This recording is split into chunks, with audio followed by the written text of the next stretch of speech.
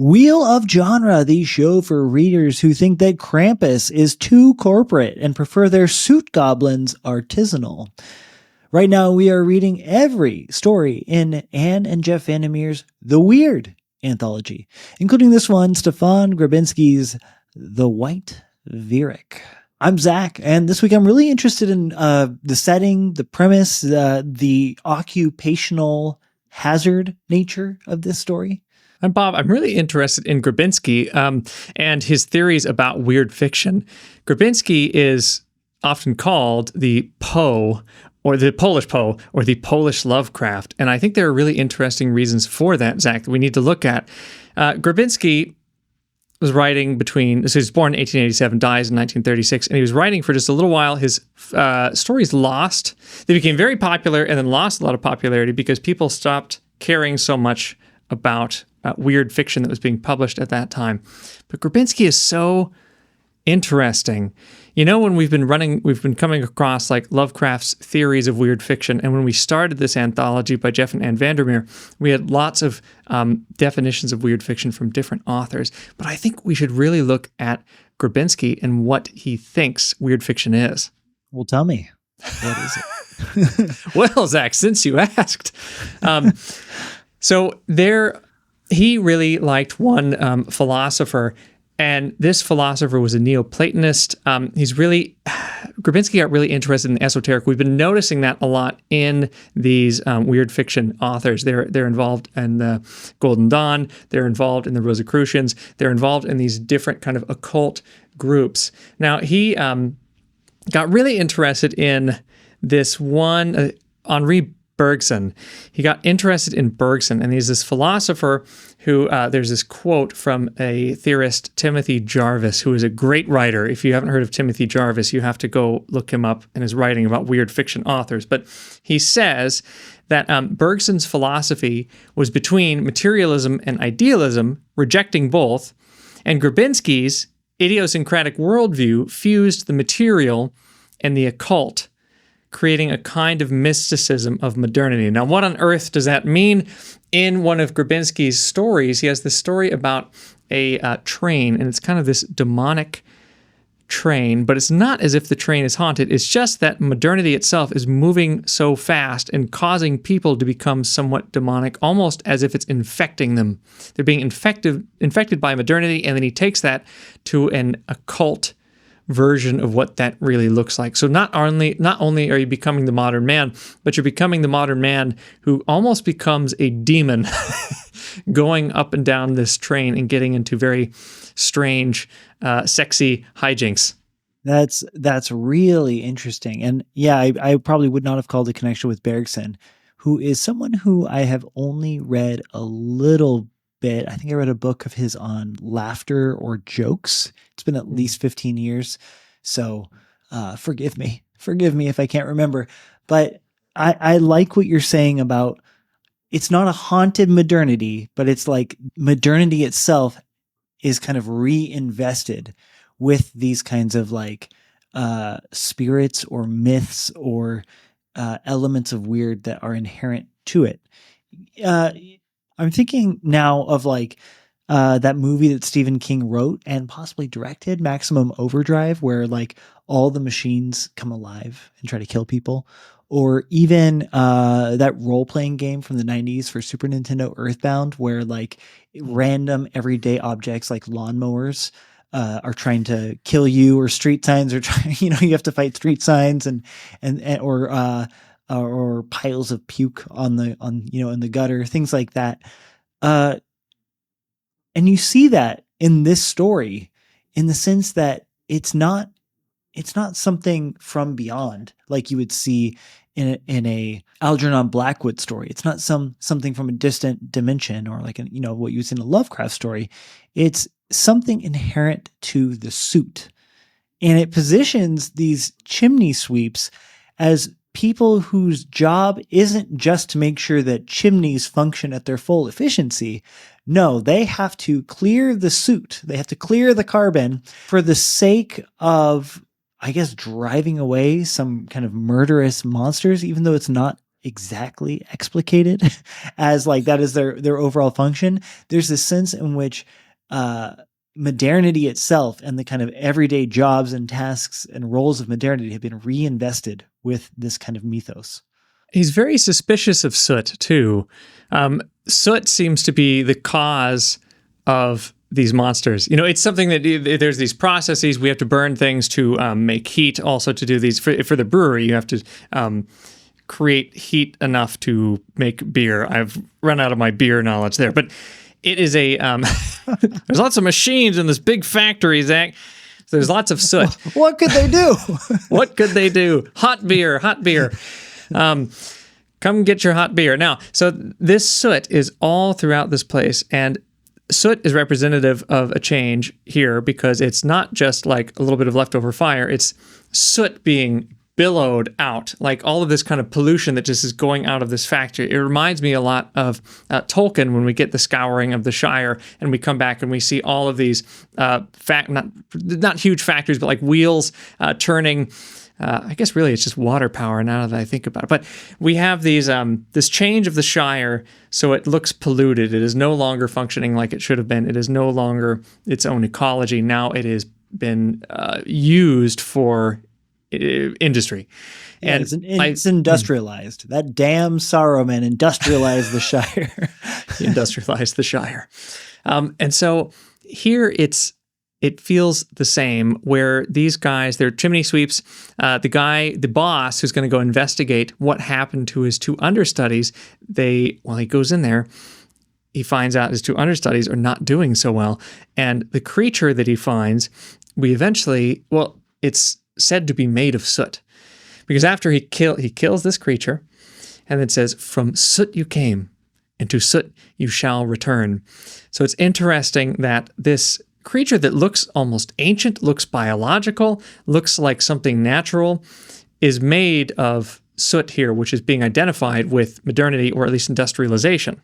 Yeah, and the creature itself is really interesting. So, it's called a Vyrak, a white Vyrak, and I think that word "white" is actually kind of important because the word Vyrak means mistake in Polish, the original language of this text, but it's also the Polish name for a small primate whose picture is now on the screen.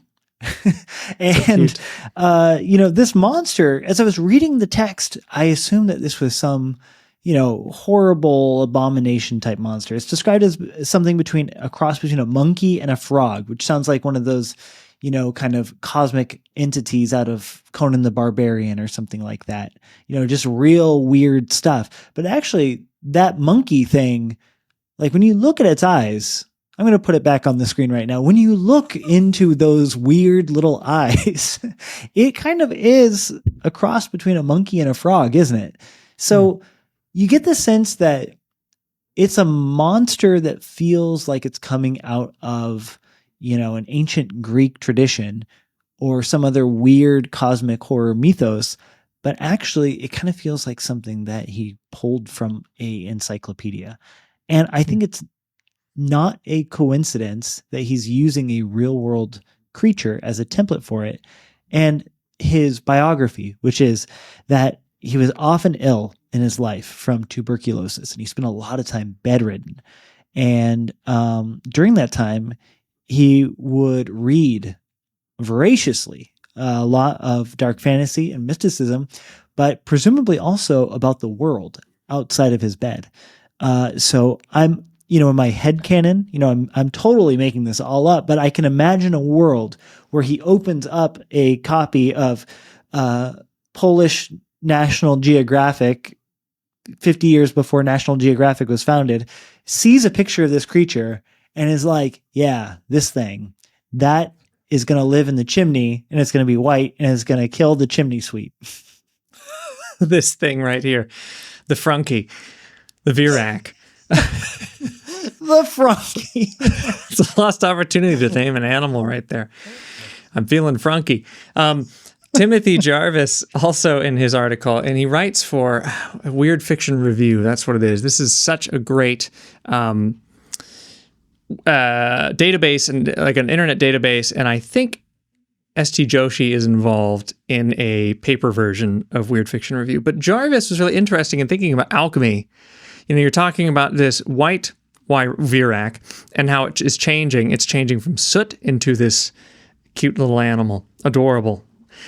Timothy Jarvis says that one of the substances that alchemists did use was white arsenic, arsenious oxide, a white powder formed by the sublimation of arsenical soot. Maybe this is the origin of the white Wyrak, he's saying.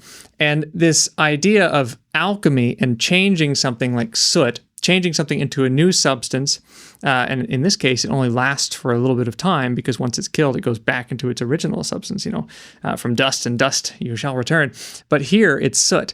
And Jarvis has a really interesting point about Grabinski being bedridden and trying to deal with ideas, being constantly trapped in ideas, going out into the outside world, being trapped in modernity, coming back and having to lay for, weeks at a time where he can't get up, stuck in there. So Jarvis has this interesting idea where he says, okay, Grabinski is trying to fly away from the everyday. But then he says also in this desire, it takes a form of a visionary hunger, he says, a lusting after something beyond the material, and an attempt to mold and transform the material realm with his imagination. So this idea of going out into modernity, being surrounded by it, and then taking reality and not just writing about it, but somehow alchemically taking reality and transforming it through your fiction. And I think that is what's especially weird here, is if he's trying to take soot or ideas and experience and reality and then transform it into something more palatable for him, or just something that is, I'm just going to say weird, but I think something that is him, I guess, taking reality and now putting it through his mind so it exists as him. So I'm relying a lot on Jarvis here because he's looking, I think, at the original Polish text, because Grabinski wrote a lot of essays about fiction and about weird fiction. But in conclusion, he sums up that Grabinski's philosophy is this: a psyche intense enough can act on base matter and call forth life, though it may be a life both hostile and ephemeral. Well, the post-Jungian view of alchemy, as far as I understand it, and I'm by no means an expert, but my limited exposure to it tells me that the idea of the kind of modern alchemist is a spiritual transformation of the self. And the relationship you seem to be describing is a transformation of the world around you. Does that jive with what the kind of relationship that you're saying? Do I understand you correctly? I think so. The transformation of the world around you, the writer as alchemist, it's like you go, you take an experience, and maybe it's mundane, maybe you just walked by a brewery, but something might have clicked with him, or he might have been, inspired in a terrified in some way that inspired him. And then he takes whatever that is and turns it into whatever this is, this story. But for him, it might be taking reality and then making it, okay, I exist more because I've taken reality and turned it into fiction. And kind of imbued it with his own fantasies and his own kind of, to use a Jungian term, active imagination. It's not just, what does the chimney sweep see when he goes up in the chimney? It's what if the chimney sweep goes up in the chimney and finds the bodies of two children hanging on a hook and some kind of weird frunky, some white frunky staring down at you with a claw, really fascinating images. But I get what you're saying in the sense that, he seems to be looking out at the world around him, which is a world that you have to imagine has been made strange very recently. This is a time of rapid industrialization and change in the landscape. And, there's all these new technologies going on and all these new industries. And, the setting of a place where they're brewing beer, it's not an active brewery. It's a place that has been shut down. It's been economically left behind, presumably in favor of something else that, has come around economically at the time. My point being that, I can see him looking out from his eyes to the world and using it as his kind of base matter, which he then transforms into material for horror stories. And this goes back to a story we just read, Ugolini's The Vegetable Man, just translated into English. We just did a video on this. The translator said that weird fiction only works when you have new and strange images. So like it's not, your weird fiction has no power if it's about vampires, for example, because you and I, we know what a vampire is, we know what it can do, and we know what it cannot do. So it doesn't feel weird anymore. It doesn't feel strange. There's no innate power to terrify you. But here, what he's given us is, as he looks out into the world, he's finding new and strange images, including this Frunky that I have not seen this before. I mean, I've actually seen it on TikTok as a cute pet idea, and they are super, super cute. But I've never seen a killer Frunky. You know what I mean? So he's doing good things here. This is good. This is the second monkey I've seen stuff people into a chimney. Monkeys are all cute until they kill you and stuff you in a chimney. I have an idea too. When you were talking, I was thinking about Grabinski's two ideas in his writing about his writing, where he says that his two guiding motives were wonder and fear. And it reminds me a lot of DeLillo, who would carry around two folders, and he would just put things in these folders, and he labeled one art and the other terror. And he brought those two things always into his stories.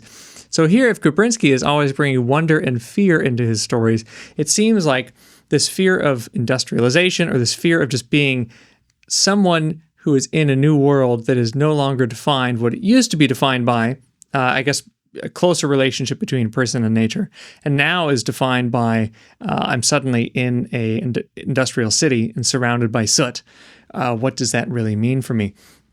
And this idea of being kind of marveling at new industry, marveling at new machines, and then also being afraid of even being in a world that is now defined by machines. To me, that feels like the same idea of DeLillo being in a world defined by art or production of art or anything that is designed, and terror, being constantly surrounded by terror. And now Grabinski is surrounded by wonder and fear, and bringing that into his fiction. Man, DeLillo really makes me feel like I'm doing journaling all wrong. I need to get on that art and terror dual notebook lifestyle. That's really, really interesting. Speaking of this kind of duality of these two things, you got your two folders, Zach. If you're going to get your two folders and start collecting, I've got another one for you that you might be interested in, because Grabinski had different classifications of what he called fantastica. So anything involved in like science fiction or fantasy, anything that is kind of speculative. And he had two kinds. So one is called outer fantastica, or outer fantasy sci-fi, and that is stuff that is about folklore, fairy tales, stuff that is more based in tradition. Then the other one was inner fantastica, and he said this was embedded in psychology, philosophy, and metaphysics. And he was often doing, it seems like a combination of both, but I think he's more interested in inner fantastica and thinking about someone's developing or changing psychology in a course of maybe horrific events, or in a science fiction or science fiction setting. How does that psychology adapt and evolve? He seems to be really interested in that, the inner and outer. Yeah, I can think of at least a couple authors we've read in this anthology whose weirdness seems to be centered around their own kind of inner experience. Off the top of my head, I would say Algernon Blackwood's The Willows, where, yes, they are, alternate dimensional beings, but the way they appear is personal and subjective to each individual person. And furthermore, the state of their psychology is legible to these beings. So if they think of them, then it will alert the beings to their presence. So the kind of inner personal subjective dimension is something that is a thread running through many of these weird stories. And I personally want to track its progress through as we move into the 20th century. I do too, and I want to see how much of an influence Grabinski is having on people, because if he's the Polish Poe, the Polish Lovecraft, he has to be a big deal, and he was writing so much about what weird fiction means. We've got to see it occur. When he died in 1936, though, he was in poverty at this point. He'd been sick for a long time. He had a little bit of fame, and then it just all went away, and he was completely forgotten. And when he dies, he says, "I've been misunderstood and forgotten in my own country." No one knew who he was anymore. He was not famous at all anymore at that point. And I think it's a real shame. I am sure we're going to see these ideas in other weird fiction stories. And I just wanted to point out there is a really interesting press, which has now put, I've gotten a lot of information from the introduction to a book that has Grabinski's collected short stories. But this press is called Centipede Press, and they put out lots of different weird fiction. S.T. Joshi is one of the main editors, and so he's involved working with other editors putting together these books. To give you an example, I mean, they publish Lafferty, Niven, Sheckley, Blackwood, Merritt, obviously Grabinski. They publish tons of different weird fiction authors. And just to give you an example, too, of like what they call their library of weird fiction, they've been putting out these masters of weird fiction, and these books are like 800 pages, but they're trying to sell them at a cheap enough price. Yeah, but they're just gorgeous. And I think they only print maybe 50 per each edition, but they've done one for Blackwood, Ambrose Bierce, and they even did one of Arthur Machen, and I thought this was very cool. They included Machen's own photographs that he actually took and put them in the book, so you can see his photography and read his story. So look up Centipede Press. They're doing really cool work. Awesome. Can't wait to explore those, and can't wait to see what we encounter in the future. I'll talk to you later, Bob. Talk to you later, Zach.